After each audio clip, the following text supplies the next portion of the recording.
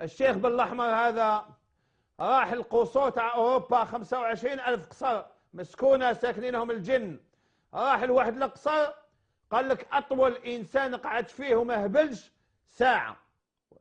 ما لا هو دخل قعد 3 أيام بالقرآن الكريم. فلما نقى هذاك القصر من الجنون شكون عيطوا له؟ السلطات. هذو الكفار هذو يدرسوا يحترموا. هذا إنسان راقي رقى لهم قصر ولاو كي يدخلوه ما يهبلوش كما كانوا يهبلوا. ما لا جلسوا معاه، جابوا الخبراء، جابوا السياسيين، جابوا الإداريين، المسؤولين قعدوا معاه. فلما وجدوه على حق راقي مسلم وشرف الجزائر قالوا له نديروا معك اتفاق. أشرت واش حبيت؟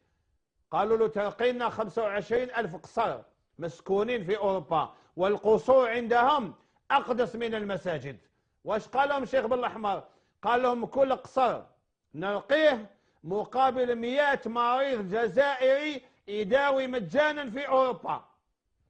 مقابل 100 مريض جزائري كل قصر نلقيه نبعث لكم 100 مريض يداوي في أوروبا مجانا.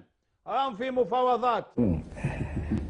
والله العظيم والله انت يدوخني هذا الانسان هذا كبير. خاطر اخويا راني دوكا نسمع كلمه هذه نرفع